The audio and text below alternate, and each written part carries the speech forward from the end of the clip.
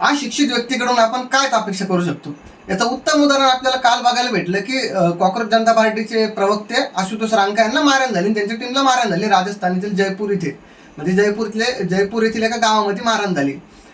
आशुतोष रांका त्यांची टीम तिथे एका शाळेसाठी गेली होती की ती शाळा एका म्हशीच्या गोठ्यामध्ये चालते. म्हशीच्या गोठ्यामधल्या शाळेमध्ये कोण शिकतं की त्या गावातले गरीब लोक आणि ते गरीब एका म्हणजे मागासवर्गीय कुटुंबातले लोक त्या शाळेमध्ये शिकतात.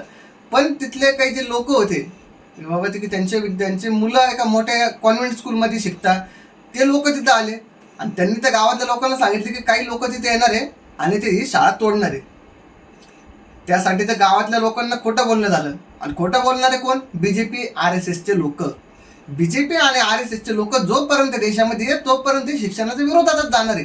विरोधात का जाणार आहे की या लोकांना पटतच नाही की एक दलित व्यक्ती, एक गरीब व्यक्ती, एक मागासवर्गीय व्यक्ती शिकला पाहिजे. आणि जर कधी तो व्यक्ती शिकला तर तो या लोकांना प्रश्न विचारतो, तो पुढे जातो. आणि हे RSSची भूमिका आहे की हे लोकांनाही बघितले जात नाही. शिक्षण विरोधी, छात्र विरोधी सरकार आहे RSS.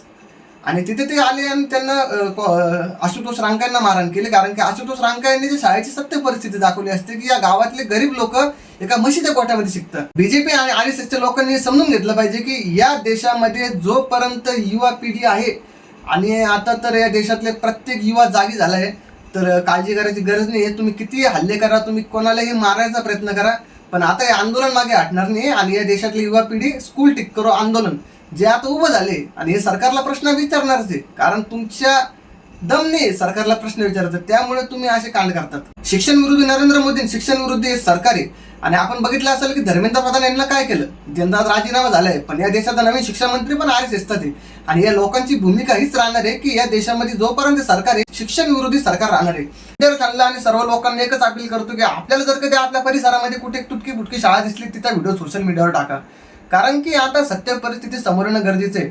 वर्षानुवर्ष एक व्यक्ती कष्ट करतो आणि गव्हर्नमेंटला त्याच्या वाट्यातून टॅक्स जातो आणि आपल्या टॅक्सचा पैसा कुठे जातोय? त्या मंत्री लोकांच्या गाडीमध्ये, मंत्री लोकांच्या घरामध्ये, आणि विकास होतोय शून्य. आणि हीच परिस्थिती आज कॉक्रोच जनता पार्टी एका आंदोलनाद्वारे दाखवतोय, पण या लोकांना ते सुद्धा मान्य नाही. आणि हे आंदोलन आता बिलकुल थांबणार नाही. आणि सत्य परिस्थिती आणि या सरकारनं काय केलेले हे लोकांच्या समोर आता लवकर येणार आहे.